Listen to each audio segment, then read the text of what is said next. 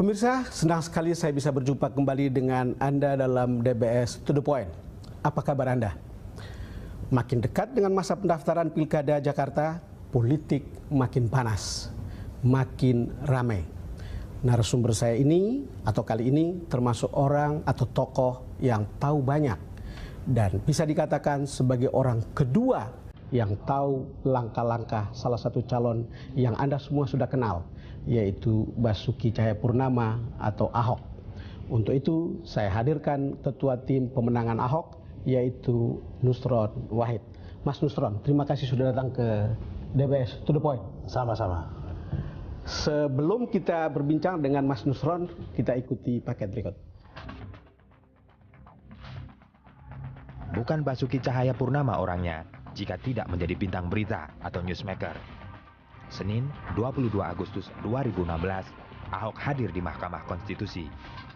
Gubernur DKI Jakarta ini melakukan uji materi pasal mengenai kewajiban petahana cuti saat kampanye pilkada. Ahok meminta agar pasal ini diubah, tak lagi menjadi kewajiban, melainkan hak. Sepak terjang Ahok selalu merebut perhatian, termasuk ketika dia dengan tiba-tiba mendatangi kantor DPP PD Perjuangan di Jalan Diponegoro, Jakarta, 17 Agustus lalu. Manuver politik Ahok diprediksi mencairkan hubungannya dengan PDI Perjuangan. Parpol yang dipimpin Megawati Soekarno Putri ini tahun 2012 silam pernah mengusung Jokowi Ahok dan menang Pilkada Jakarta. Ahok sudah disokong 3 parpol, yaitu Nasdem, Hanura, dan Golkar. Dengan 3 pilar itu, Ahok sebenarnya bisa melenggang maju Pilkada 2017. Namun, faktor PD Perjuangan tak boleh diabaikan, karena merupakan penguasa Jakarta dengan masa yang loyal. 3 partai dan tim pemenangan Ahok punya tugas tidak ringan agar perkawinan Ahok PD Perjuangan berlangsung mulus.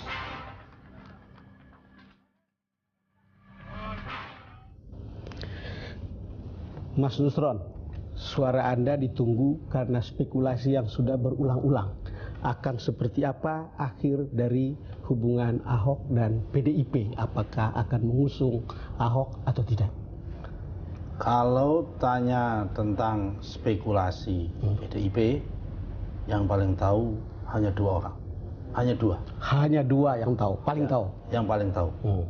Yang satu Megawati Soekarno Putri. Yang satu adalah Allah Subhanahu wa Ta'ala. Allah Subhanahu wa Ta'ala. Tuhan yang Maha Kuasa dan Maha Tahu. Jadi spekulasi jadi sama seperti orang lain punya pandangan. Jadi Anda juga hanya tahu bahwa hanya Ibu Mega yang tahu dan Tuhan yang Maha Kuasa. Ya, karena di dalam PDIP itu kan sama-sama kita ketahui. Semua keputusan yang penting itu sentralistik, ada di tangan Ibu Mega. Saya sudah mendapatkan update dari saudara Ahok. Dia sudah bertemu dengan Ibu Megawati. Pertemuan yang sudah diketahui oleh publik atau ada pertemuan yang lain? Mas Baik Nusron? pertemuan yang sudah diketahui publik maupun pertemuan yang tidak diketahui publik. Oh, ada yang tidak diketahui oleh publik. Ada juga yang tidak diketahui publik. Oke. Apa laporan Ahok? Menurut Ahok positif. Suasana juga cair dan Ibu Megawati juga konstruktif. Akan memberikan dukungan kepada Ahok. Tapi ini politik. Ini politik. Tapinya itu, ini Ya, politik. Ini politik. Nah, kenapa Anda harus mengatakan tapi ini politik?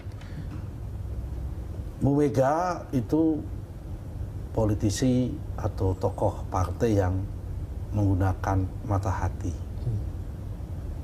Dia wanita. Dia tidak terpengaruh dengan basis argumentasi apapun, termasuk survei, termasuk aspirasi masyarakat dan sebagainya. Tapi kalau sudah berpegang teguh, suka, dia pegang. Oke. Kalau tidak suka, ya susah. Seperti yang sudah kita Jadi tahu. itu hitam putih pada akhirnya. Hitam putih pada akhirnya. Mas Nusron, ini kan beberapa kali orang sudah dengar bagaimana Ahok bicara tentang dukungan Mega. Ini coba kita nonton. Yang PDIP, saya sudah sampaikan, kamu tanya sama Mas Hasto, ini partai bukan saya. Ini kan partai, ada mekanisme. Kamu tanya sama dia, saya sama orang PDIP hubungan baik-baik saja. Kalau soal prosedur segala macam yang mereka bilangin bener kok. Ahok nggak boleh campur dong. Ini urusan kita kok. Lu mau baik sama Bu Mega, baik aja Bu Mega. Tapi lu jangan campur-campur urusan kita. Bener. Bener itu urusan mereka. Nggak usah tanya sama saya. Mas Nusron, itu adalah statement dari Ahok yang tadi Anda bilang ya dalam berbagai pertemuan, baik yang sudah kita umum maupun yang mungkin tidak diketahui oleh publik. Tapi kan kalau kita lihat suara yang berkembang di luaran, ini kan ada suara Ibu Mega, ada suara kader PDIP di level tengah, ada suara akar rumput. Pengamatan Anda tentang ini sebelumnya gimana? Ya, memang unik yang namanya kader PDIP ini. Kader PDIP itu kan mempunyai habitus selama belum diumumkan oleh Bu Megawati. Itu kan dari dulu memang hobinya pencak silat. Jadi sebelum Ibu Mega mengambil keputusan, hobinya pencak silat. Contoh, Pilkada 2012, ketika mau mengusung Pak Jokowi, Bu Mega belum mengambil keputusan. Waktu itu masih ada Pak Taufik Kemas kan, juga pencak silat. Ada yang nggak suka terhadap Jokowi juga. Kemudian ketika mau mencalonkan Jokowi menjadi presiden, ketika Bu Mega belum memutuskan, ada kelompok grassroots yang mendorong supaya Jokowi dicalonkan. Tapi juga ada kelompok menengah yang menolak supaya Jokowi ditolak. Tapi ya sekali lagi Bu Mega ya Bu Mega. Bu Mega ya Bu Mega. Ya Bu Mega. Jadi susah kita mendeskripsikannya ya. Mendeskripsikan. Bu Mega saya ketahui dia selalu bicara dengan mata hati. Tidak mata survei, tidak mata rekayasa media, tidak juga dengan mata rekayasa aspirasi dari grassroots. Kalau di level grassroots, saya yakin berdasarkan survei maupun berdasarkan faktual, mayoritas PDIP hampir 80% pasti menghendaki Ahok.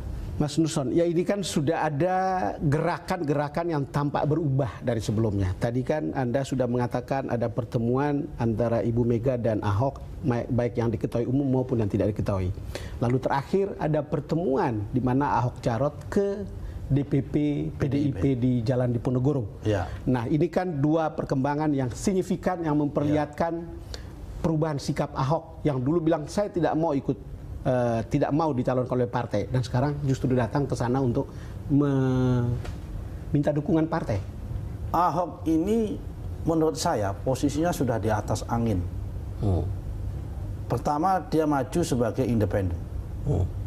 Ketika dia maju sebagai independen, gerakan anak-anak muda di teman Ahok mampu membuka mata. Kesadaran 3 partai, yaitu Nasdem, Hanura dan Golkar. Tapi persisnya ke PDIP itu minta Jarot untuk mendampingi atau minta dukungan partai? Sebetulnya kan Anda kan ketua tim sukses, mesti tahu. Sebetulnya tidak dua-duanya.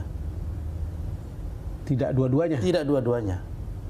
Ahok datang ke PDIP, kapasitasnya dia sebagai calon gubernur, dia juga akan datang ke semua partai kita suruh. Dalam kapasitas dia sebagai calon gubernur, saya sudah memutuskan lewat jalur partai politik, dan ada 3 partai politik yang mendukung saya, yaitu adalah Nasdem, ada Hanura dan Golkar. Kemudian bertanya PDIP bagaimana? Oh gitu.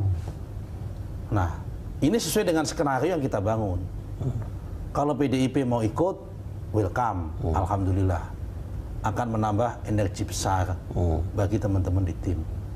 Tapi in case kemudian PDIP mempunyai keputusan politik yang lain, nah sebagai tim dan Ahok pun sudah siap dan prepare apa yang akan kemungkinan terjadi. Apapun yang diputuskan PDIP, kita akan hormati dan akan kita apresiasi. Tidak hanya dengan PDIP, Pak Don, partai manapun akan kita hormati. Kita break dulu Mas Nusron. Pemirsa, kami akan segera kembali. Kembali bersama Mas Nusron Wahid dalam DBS To The Point.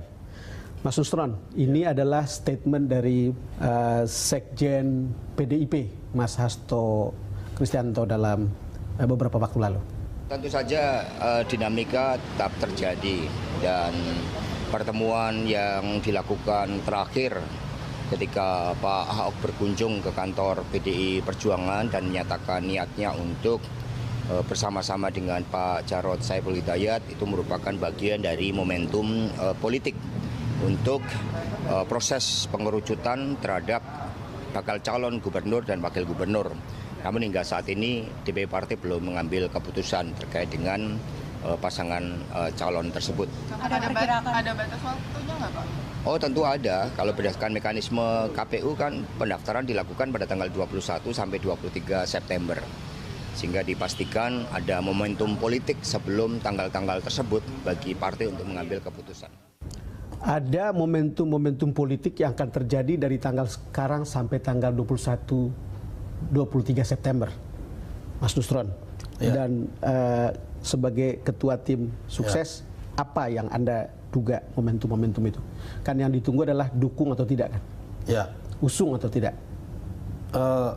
Mungkin saya akan menduga masih akan ada gerakan-gerakan politik, terutama dari lawan-lawan Ahok, untuk melakukan penetrasi di dalam internal PDIP. Oh, jadi ada gerakan politik lawan-lawan Ahok untuk melakukan penetrasi ke dalam PDIP. Sebetulnya kan kalau saya boleh berpendapat, partai-partai politik yang lain ini kan dalam tanda petik sudah minder, sehingga hanya bergantung dan mencoba menunggu membangun front bersama, di mana front itu kekuatannya adalah PDIP. Dan kenapa PDIP yang diajak? Karena PDIP ini menarik. Kalau ada PDIP berarti ingin menarik front bersama yang dikomandani oleh PDIP untuk melawan Ahok. Dan kenapa PDIP? Karena PDIP itu dianggap mempunyai basis massa pemilih yang kelas menengah bawah. Faktanya sebetulnya kan di luar PDIP masih ada sejumlah koalisi partai yang bisa mengusung calon yang lain, bukan? Masih. Dan itu kalau mau jalan bisa jalan sendiri, bukan? Ya, tapi buktinya sampai hari ini masih mencoba berharap. Buktinya sampai hari ini masih mencoba berharap. Contoh, sebetulnya kan kalau memang teman-teman itu tidak minder dan tidak bergantung dengan PDIP, ya sudah umumin aja. Koalisi 3 partai, kemudian PDIP menjadi entitas tersendiri, melawan koalisi yang non 3 partai dan non PDIP itu, katakanlah udah memunculkan simbol dengan calonnya Sandiaga Uno. Tentukanlah wakilnya yang ada di situ. Kenapa masih menunggu PDIP? Mas Nusron, apakah riak-riak yang ada di kader tengah atau elit PDIP ini bagian dari adanya penetrasi itu? Dugaan saya ya. Dugaan? Ya. Yang kedua, di samping memang ada variabel lain, yaitu variabel internal PDIP sendiri, yang teman-teman di level menengah tadi, yang mempunyai hubungan dan trauma yang kurang bagus. Trauma yang kurang bagus terhadap Ahok. Oh ya, itu yang kemudian mengemuka sebetulnya. Yang mengemuka. Ahok ini kan hubungannya bagus sekali dengan elit PDIP, tapi kurang bagus di level menengah. Kenapa saya katakan kurang bagus di level menengah? Ya tentunya kondisi lapangan, tabrakan lapangan. Tabrakan di lapangan. Nah mungkin juga ada di lapangan ini ada perbedaan kepentingan, dan Ahok tidak mau kompromi pada level tabrakan kepentingan itu. Mas Nusron, kalau melihat begini, biasanya kan gaduh-gaduh begini kan sebuah sinyal tentang sebuah kepentingan di balik itu. Mungkin Anda sudah menyebutnya. Tetapi ada juga sinyal untuk memperlihatkan bargaining politik yang mau diwujudkan dalam proses pencalonan ini. Apa tukar menukarnya dengan Ahok atau dengan tim sukses Ahok atau apa? Kalau soal bargaining politik itu saya tidak melihat. Saya tidak melihat karena kalau soal bargaining politik di dalam internal PDIP itu kan komando. Oh, itu komando. Komando. Itu komando di tangan Ibu Mega soal bargaining politik. Tapi kalau soal teman-teman di level menengah ini yang masih mencoba berbeda, dan itu sah menurut teman-teman PDIP Itu sah karena itu demokrasi juga bukan? demokrasi dan belum ada keputusan resmi dari Ibu Mega. Saya kira itu karena pengalaman psikologi lapangan. Bagaimana teman-teman itu sering bertabrakan dengan Ahok dan Ahok juga pernah dan sering tabrakan dengan teman-teman. Mas Nusron, Contoh. oke, sebentar sebelum Anda teruskan, yang Anda sebut sebagai kalangan menengah PDIP itu siapa sebetulnya? Teman-teman anggota DPRD yang ada di DKI. di DKI. Sudah paham saya. Contoh, kan memang faktanya pernah terjadi gesekan Betul. sebelum diveto oleh Bu Mega ketika pembahasan anggaran antara Yang Ahok. kemudian kita tahu sudah berujung iya KPK bukan? Ada yang sudah berujung di KPK. ada berujung di KPK ketika ada pembahasan anggaran antara Ahok dengan sebagian besar anggota DPRD. Di dalamnya ada teman-teman PDIP, meskipun kemudian diveto oleh Bu Mega demi stabilitas daripada pemerintahan DKI. Saya kira Bu Mega pikirannya sangat luas dan sangat negarawan. Dia memikirkan tentang apa yang kita sebut dengan stabilitas politik dan dia konsisten untuk itu. Tetapi di level-level teman-teman menengah, namanya lapangan, ya pasti terjadi tabrakan. Ada Dan tabrakan, ada kepentingan pragmatis atau ideologis? Macam-macam. Ada yang punya pandangan pragmatis, ada yang punya pandangan ideologis, dan Ahok tidak pernah peduli itu. Karena Ahok memegang komitmen ini yang terbaik. Dan ia buktikan itu lebih baik. Mungkin itu sebabnya ketika ada koalisi kekeluargaan itu, yang ikut itu adalah di lingkungan DPD, PDIP dan DPD partai lain yang ada di Jakarta ya? Saya tidak mau menjustifikasi itu. Tetapi saya lihat ini adalah proses dialektika yang positif bagi proses dinamika politik dan demokrasi di Jakarta. Enaknya politik itu gitu Mas Nusron. Lagi tegang-tegang gitu, ini dinamika dan dialektika. Mau apa lagi? Karena Ahoknya pun juga menikmati. Oke. Ahok tidak pernah takut, Ahok tidak pernah gusar, dan Ahok tidak pernah merasa takut kehilangan jabatan. Bagi Ahok dan bagi kita, pilkada bukan sekedar mempertahankan Ahok menjadi gubernur, tapi adalah ini pertaruhan bahwa Jakarta ini akan melanjutkan perubahan yang kontinu menuju lebih baik, atau mau backstreet kembali kepada alam Memutar mundur jarum jam. memutar jarum jam atau kembali kepada alam jahiliyah, seperti yang sudah-sudah sebelumnya. Mas Nusron, kita break lagi. Pemirsa, kami akan segera kembali. Kembali bersama Mas Nusron Wahid dalam DBS To The Point. Mas Nusron, kita coba lihat, ini sebetulnya sudah umum sekali diketahui tentang hasil-hasil survei terakhir dan sebelumnya dari elektabilitas Ahok. Hari Ahad lalu, Manilka Research and Consulting merilis survei terbarunya mengenai tingkat keterpilihan tokoh yang masuk bursa Pilkada Jakarta. Hasilnya, Ahok tetap nomor 1 dengan elektabilitas 43,6%. Di bawahnya ada Tri Risma Harini, Yusuf Mansur, Ridwan Kamil, Yusril Ikhsan Mahendra, dan Sandiaga Uno. Sejak Juli lalu, elektabilitas sang petahana cenderung stagnan di bawah 50%. Ini tampak dari survei Indobarometer, Kedai Kopi, dan Manilka. Dalam survei reguler Populi Center yang digelar April dan Juni lalu, elektabilitas Ahok top of mind sudah di atas 50%. Siapa pasangan calon Ahok juga harus diperhatikan parpol pengusungnya. Masih menurut survei Manilka, jika Ahok duet dengan Heru Budi Purnomo dan melawan Tri Risma Harini, Sandiaga Uno, Ahok Heru unggul tipis. Sementara jika Ahok berpasangan dengan Jarod Saiful Hidayat, duet Ahok Jarod berimbang dengan Risma Sandi. Dua simulasi ini juga mengkonfirmasi fakta yang harus dicamkan.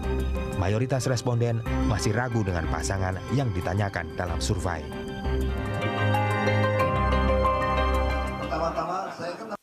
Mas Nusron, Anda sudah lihat hasil survei ini dan ini sudah termasuk sangat banyak survei yang memperlihatkan Ahok itu naik, lalu kemudian stuck, lalu kemudian turun dari yang terakhir ini.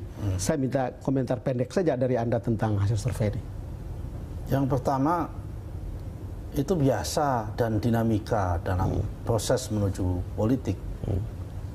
Naik, turun, naik lagi itu biasa. Namanya juga kurva. Kurva itu selalu ada tren. Nah, Kenapa trennya Ahok turun? Karena tingkat orang yang semula ragu-ragu sudah mulai naik. Tingkat yang semula ragu-ragu mulai naik ya? Mulai naik. Bukan orang swing ke seberang? Tidak. Karena memang belum ada kan? Belum ada. Nah, tetapi saya yakin, kita lihat karakter pemilih di Jakarta itu lebih besar menghendaki pemimpin yang tegas dan punya nyali.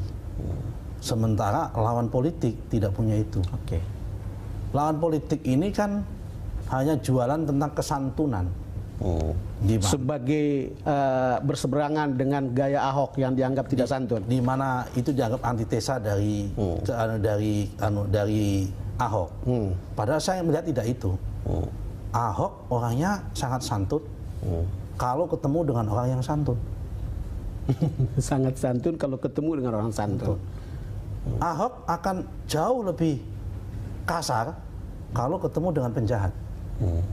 Jadi tergantung konteks yang dihadapi Ahok ini siapa. Oh, itu ada konteksnya. Ada Jadi konteksnya. sebetulnya ada konteksnya. Dan saya kira di Jakarta ini membutuhkan pemimpin yang model seperti itu.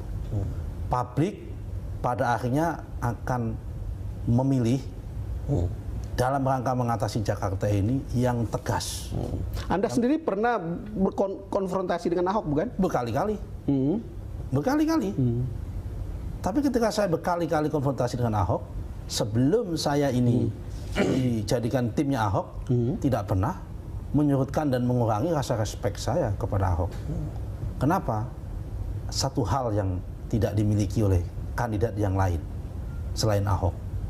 Kan memang belum ada kandidat. Karena belum ada yang lain. Terbukti mampu memberantas segala bentuk kejahatan dan mafia di Jakarta. Oke. Mas Nusron, ada hal yang saya amati dan kalau saya tidak katakan juga tidak terasa lengkap. Ada perbedaan yang tampak dalam berbagai gambar. Bagaimana Ahok sekarang berbeda ketika dulu dengan Jumawanya merasa cukup maju melalui jalur perseorangan, melalui teman Ahok, dan sekarang ketika dia harus terikat pada partai dan kemudian bahkan harus mencari partai tambahan, khususnya PDIP untuk melengkapi 3 partai yang sekarang Golkar, Hanura dan Nasdem. Bagaimana Anda menerangkan tentang model kondisi seperti ini, bargaining yang terlihat seperti ini? Saya melihat Ahok tidak terikat dengan partai politik. Karena partai politik 3 ini yang mendukung dan mengusung Ahok tidak melakukan proses perikatan. Kita yang di partai politik menginginkan Ahok adalah ya Ahok itu. Tidak. Ahok adalah Ahok yang itu. Ahok yang itu. Tidak perlu dipoles, harus Golkar, tidak dipoles harus Nasdem, harus Hanura, tidak. Jadi original. Original Ahok. Karena kita di partai politik memahami seorang politisi yang baik adalah yang mampu menyerap keinginan rakyat. Rakyat ingin Ahok yang seperti itu. Jadi kalau kemudian dikatakan Ahok tertekan, tidak. Ahok bargainingnya sangat lemah, juga tidak. Ahok mempunyai bargaining yang sangat kuat. Kan kritik yang sekarang sangat kuat di mana-mana dan banyak sekali yang tahu kan adalah Ahok tidak konsisten. Dulu mau maju ke pilkada melalui jalur independen perseorangan. Sekarang harus mencari partai-partai dan bahkan harus menjaga 3 partai yang ada. Satu aja membelot, hilang itu peluang. Ahok seorang negarawan. Ahok seorang demokratis dan demokrat sejati. Dia memahami fatsun dan melihat keadaan. Demokratisasi di Indonesia tidak bisa dibangun lewat partai politik. Hanya saja kita semua sadar masih ada masalah yang krusial di dalam partai politik. Muncullah teman Ahok yang memberikan jaminan kepada Ahok. Yang soal teman Ahok ini Mas, sorry. Ini kan dibilang teman Ahok dimanfaatkan oleh Ahok untuk membuat bargaining politiknya untuk partai-partai lebih bagus. Kan itu juga kritik. Tidak ada memanfaatkan.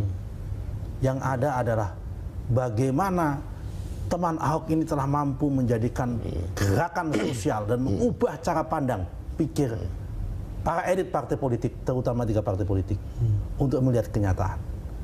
Partai politik biasanya ingin mengatur orang ikut kehendak elit, bukan kehendak publik. Tapi ada 3 partai politik yang mempunyai basis kesadaran meloloskan untuk Ahok karena melihat kesadaran publik tanpa permintaan ini. 3 partai itu hari ini tidak pernah minta jabatan. Wakil gubernur misal, tidak ada. Sekda misal, tidak ada. Dinas ini, dinas itu, tidak ada. Coba lihat, saya kebetulan selain menangani pilkada di Jakarta, menangani pilkada daerah-daerah lain. Mas, tapi tidak ada juga permintaan misalnya, Ahok harus sediakan biaya untuk menggerakkan atau menggerakkan partai-partai sampai ke akar rumput. Tidak. Kan ini kan ada cerita yang begitu juga, bukan? Tidak ada. Case Ahok ini justru saja meluluh lantahkan semua adagium dan semua hukum partai yang lazim hari ini di Indonesia. Dan itu karena teman Ahok. Saya sebagai aktivis partai politik berterima kasih sama Ahok, berterima kasih sama teman Ahok. Kenapa? Mempermudah saya di dalam internal partai kami melakukan proses reformasi dalam konteks demokratisasi. Oke, Mas, kita break lagi dulu. Kita akan lanjutkan setelah ini. Pemirsa akan mengenai sekarang. Mas Nusron, Ya. ini selalu ada cerita. Beberapa waktu lalu saya mendengar seorang dari tokoh partai mengatakan bagaimana Ahok bisa jalan kampanye melalui partai politik kalau tidak memberikan biaya-biaya untuk menggerakkan partai sampai ke tingkat bawah. Kenapa saya harus tanyakan ini? Ini soal karena Anda tadi sudah menjelaskan bahwa baik Golkar, Hanura maupun Nasdem itu tidak meminta apapun. Minta jabatan, bahkan minta biaya untuk kemudian ikut membantu Ahok untuk mencapai DKI 1. Benarkah begitu? Betul. Jadi ada suasana gotong royong untuk melanjutkan perubahan Jakarta ini. Saya sebagai ketua tim hari ini mempunyai kebutuhan banyak. Kebutuhan kantor, kebutuhan akomodasi dan sebagainya. Tapi sampai hari ini kami tidak kesulitan uang. Banyak partisipan yang datang dengan bantingan di antara para simpatisan yang menginginkan melanjutkan perubahan di Jakarta ini. Itu bentuknya perusahaan atau perorangan atau partai yang kasih sumbangan? Lebih banyak perorangan. Yang kami administrasikan proses itu. Jadi artinya apa? Suasana kegotong royongan dan mimpi Jakarta itu punya pemimpin yang lebih baik. Mimpi supaya Jakarta ini dipimpin yang lebih baik, mimpi Jakarta ini dalam kondisi baik dan aman, itu nyata. Buktinya orang banyak partisipasi. Buktinya banyak partisipasi. Sekarang kalau kita bicara, ini kan yang paling konkret yang pernah kita dengar itu adalah bagaimana teman Ahok yang mengkonsolidasi diri termasuk untuk mengkonsolidasikan berbagai sumbangan perorangan untuk kemudian ikut membantu membawa Ahok ke DKI 1. Solid masihkah? Karena ada isu ketika Ahok terima pinangan partai, banyak yang pergi. Enggak juga. Solid. Saya yakin mereka juga sangat intensif dengan kita. Hanya memang ada suasana psikologi. Suasana psikologi macam apa? Ya, ketika dia mengumpulkan tanda tangan kan dulu banyak yang diganggu oleh teman-teman PDIP. Jadi ada yang membayangkan kalau nanti teman-teman PDIP masuk dan ikut bergabung, bagaimana psikologi kita. Tapi itu bagi kita nggak masalah, biasa. Orang habis perang kemerdekaan, habis gesek-gesekan di lapangan pasti ketemu lagi duduk satu meja, kemudian menjadi satu tim biasa. Itulah proses dan akan kita jelaskan dengan baik. Saya kira itu manusiawi dan masalah waktu saja kita untuk melakukan proses integrasi tim tersebut. Ini sebelum saya lupa Mas, ini kan cerita kalau kita bicara probabilitas bagaimana Ibu Mega akan mendukung Ahok atau PDIP akan mendukung Ahok. Akan ada kutip ya. Karena kan kita lihat bagaimana Jokowi ada di belakang Ahok. Ya. Faktanya adalah Presiden Jokowi meminta Emil atau Ridwan Kamil di Bandung untuk bilang gak usah maju. Ya. Ini sudah masuk langsung partai semifinal, kalau kalah nanti saya kehilangan salah satu di antara kalian. Ya. Terakhir ramai sekali orang mengusung Risma bukan? Ya. Bahkan tadi intervensi ke PDIP atau ke Ibu Mega supaya bawa Risma ke sini, tapi nyatanya Risma sekarang ini mengatakan saya tetap di Surabaya. Ini kalau lihat begini kan seperti membuka jalan untuk Ahok bukan? Ya, pertama ya, tentunya Pak Jokowi sangat negarawan. tidak mungkin Pak Jokowi itu memberikan tempat keistimewaan buat Ahok. Saya yakin tidak.